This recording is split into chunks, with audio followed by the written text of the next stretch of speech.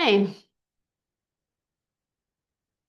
let's come to my part, and we start today with me with Janushirasana.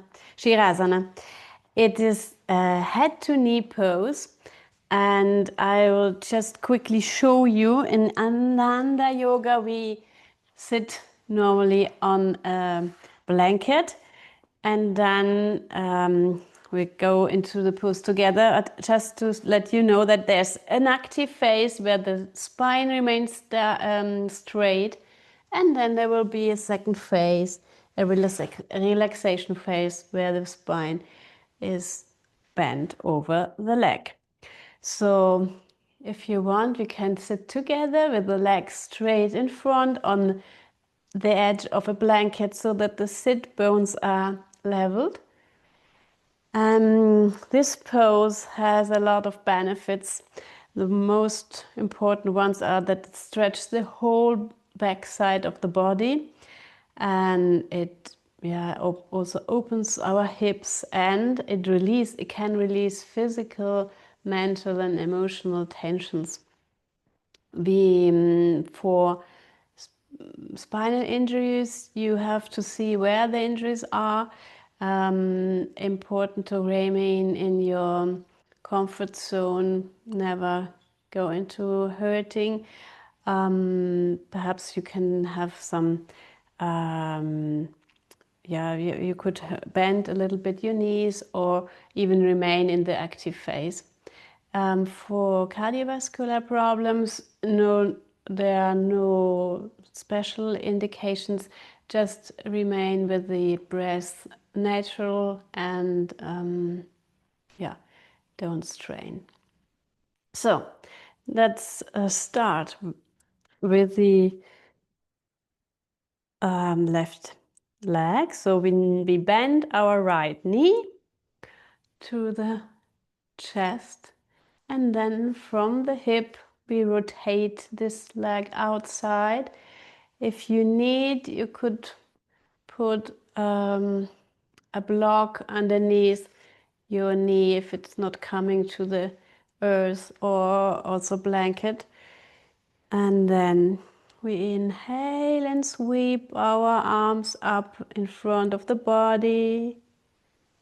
And then exhale, come down and start to tilt forward from the hips, from the pelvis, and remain at the first point, resistant point, and remain there.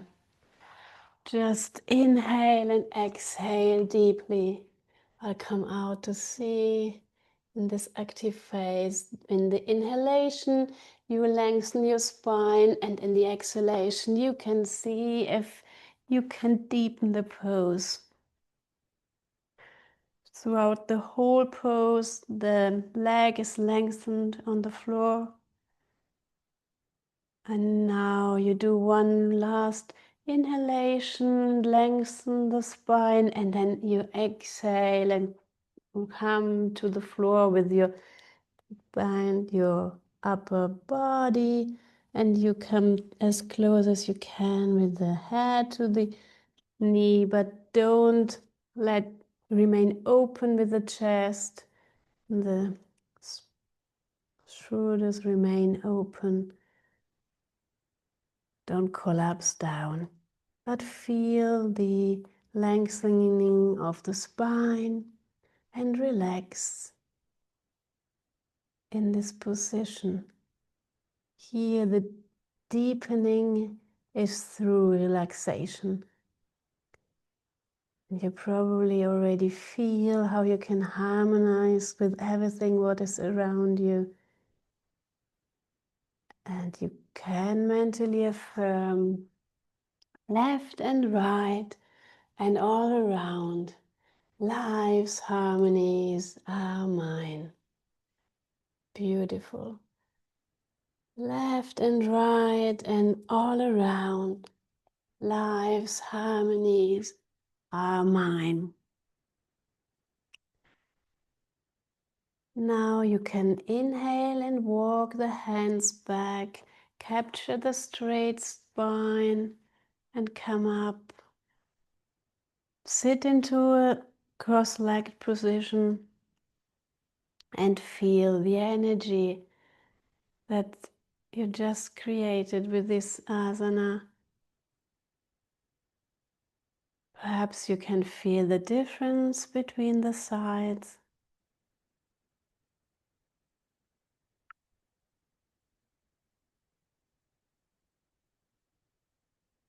And now we will harmonize both sides and practice on the right side. So sit again with me into the first position with the legs straight ahead.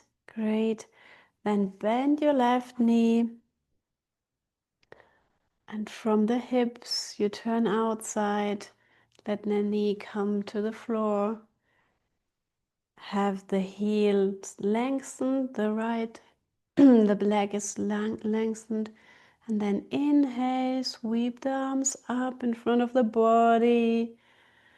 Exhale, sweep the arms down and start to tilt forward from the pelvis, from the hips with a straight spine.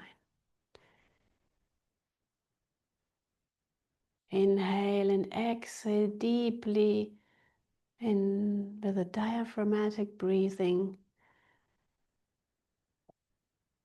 And when you exhale, see if you can release some tensions in your back. And come deeper into the pose. That looks great. Kiriani, good, and Manu, perfect.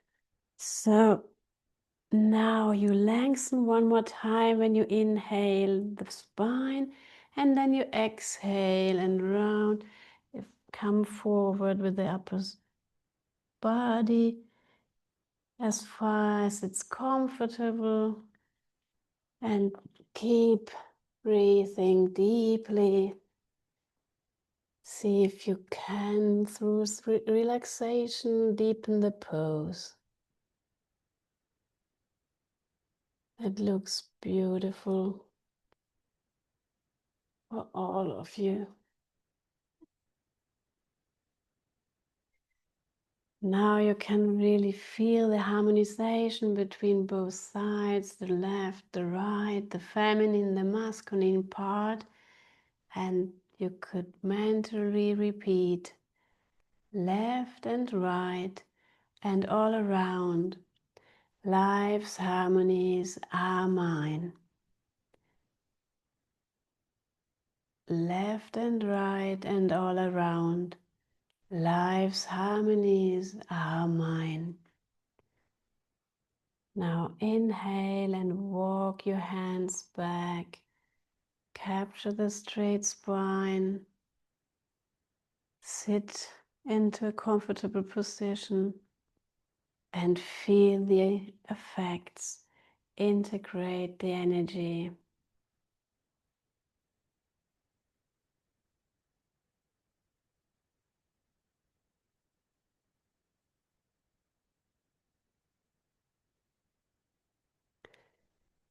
We come to our second position, or my second position.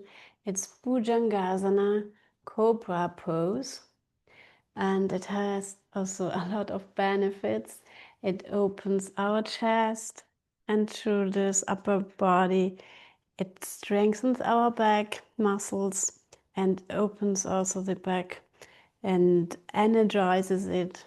So it can also work on to our strength, on our willpower, because it strengthens, or it works also on the third chakra.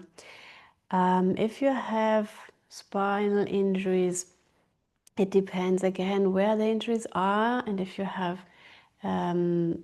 experts that can advise you. Otherwise, remain always into your comfort zone and listen to your body, what is good for you today, and perhaps stay into the Sphinx pose. I will show you briefly now.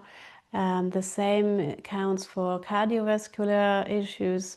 You can never strain and listen to your body, and yeah, always breathe naturally, harmoniously. Perhaps stay in Sphinx pose. So just to show you how the pose looks like, can be the full pose where you come up like that, or it could be Sphinx pose where you can put the hands on with the forearms onto the mat.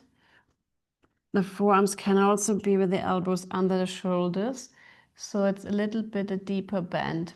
Or the hands are under the eyes, and this is the most gentle bend of this pose. Let's come together into prone position, where you put your forehead onto the mat. If you want to practice Sphinx pose, decide if you go with the elbows under your shoulders or near to the rib cage. This is the most gentle version. If you decide to practice Bhujangasana, cobra pose with me, put your hands underneath your shoulders. Then bring your legs, lengthen your legs back, and they will be active and pressing down throughout the whole pose. Now start to inhale and engaging your neck muscles. You lift your head. Exhale. Then engage your upper muscles of the shoulders and put your mid back up. Exhale. Then press the pelvis bone down and inhale. Come up with the lower back, but still remaining with the navel to the floor. The most work of the pose is done from the back muscles. The hands are only supporting. It looks great. Good that you, very wise that you stayed into Sphinx pose, Kriani and Manu, and great, Kelly, that you tried the full expression of the pose. And still remember to breathe naturally, diaphragmatically, and you feel how this pose helps you to rise over obstacles. It helps strengthen our will power, and we can mentally affirm, I rise joyfully to meet each new opportunity. I rise joyfully to meet each new opportunity. Now inhale, engage all the muscles, and then exhale, lower down slowly to the floor. You can put your head to one side, or if you feel that you need a stretch in the lower back, you can come into Balasana. Just stay there and integrate the facts of this pose. See where the energy is lingering. Try to draw it inward and upward towards the heart center and the spiritual eye.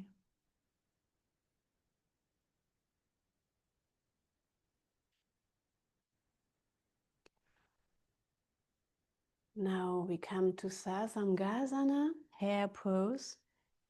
You can stay in firm pose for some moments as I will quickly demonstrate this pose to you.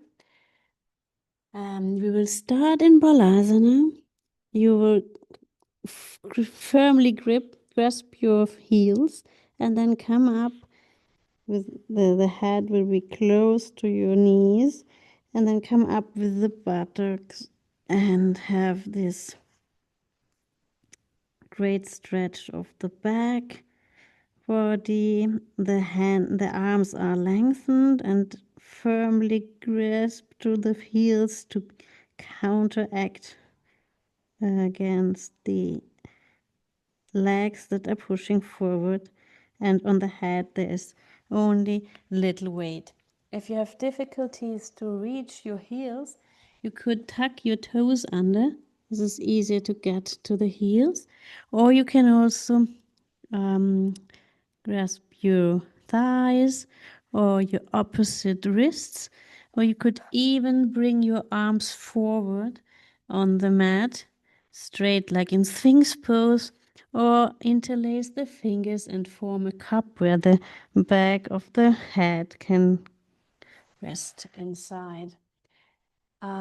If you don't want to come to the floor, but you're already on the floor, but it's another option for another time, perhaps in the office, you could stay on the chair and grasp the chair legs with the arms, stay still long with the arms, and then come forward, bend your back in front, and have the shoulders lengthening the upper part, so tensions can go away. Or if you have spinal injuries, you could even stay with the straight spine and get a lot of positive benefits out of this pose, especially lengthen the spine, relaxing the shoulders, and yeah,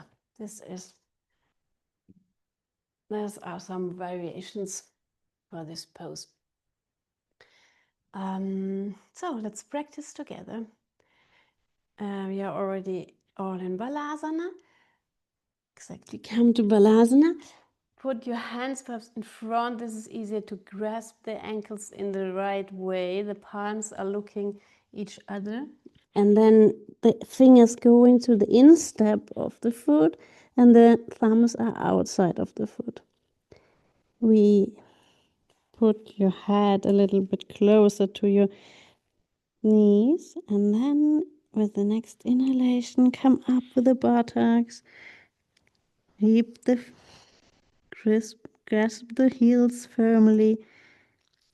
Lengthen your arms, and I come out of the pose to see lengthen and have this counteraction between the arms and the legs that are pushing forward the whole spine. Feel how this releases the shoulders. Keep breathing diaphragmatically, deeply. Don't put too much weight on your head. This is thanks to the arms that are helping, and the legs have the most of the weight. You feel how the energy is raising to your head, to your brain, and the spine gets a lot of energy, magnetizes itself. And you can mentally affirm, I am master of my energy. I am master of myself. I am master of my energy. I am master of myself.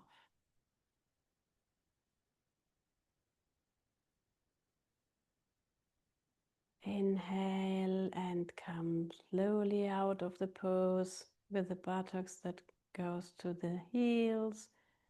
Rest in the position, Manu, rest on the chair. Feel the energy. It was great that you choose chair variation. And try to draw the energy inward and up versus the third eye.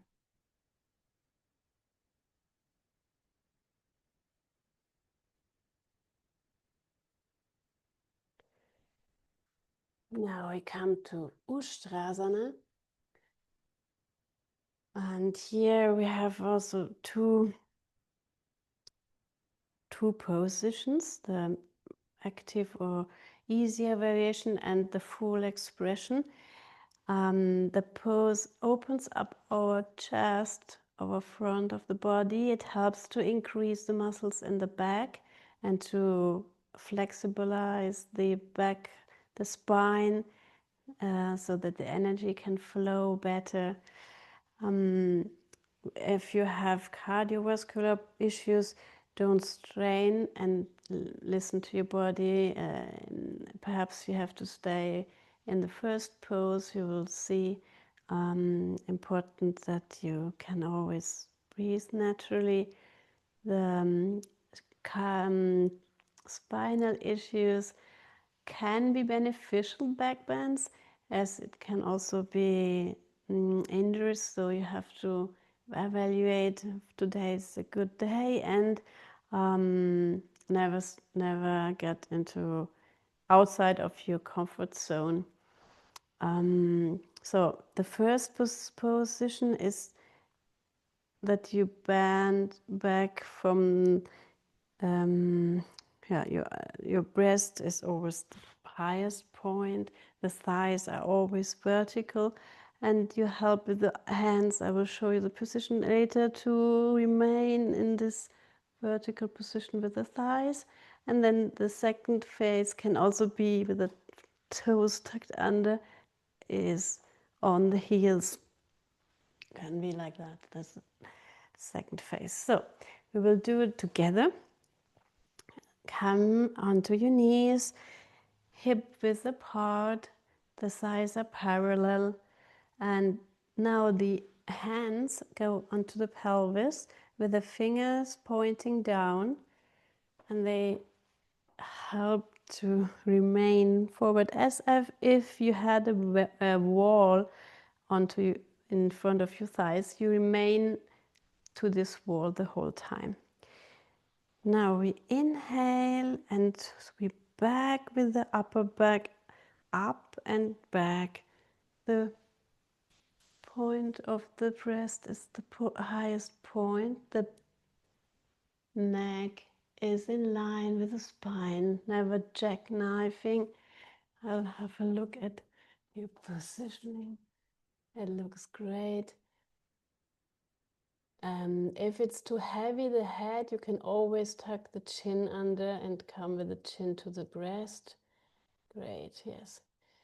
So if now you want to go to the full expression, you can come down with the head, with one hand and the other hand. Important that you don't twist. And also here you can tuck the chin under if the head is too heavy. Otherwise, the head, the neck is in line with the spine. All the spine is forming a natural curve, a great curve. It looks great. Kelly, perhaps your thighs can be a little bit more front. Okay, yeah, great looking. Yeah, perfect. And you feel how you open this heart area to versus the universe, and you can mentally affirm with calm face, I open to thy light. With calm face, I open to thy light. Now you inhale, sweep one arm up and then the other. Exhale, sit down into firm pose. Integrate the effects, the energy of this pose. See where the energy is lingering, and if you can, sweep it up the whole spine towards the heart area and the third eye.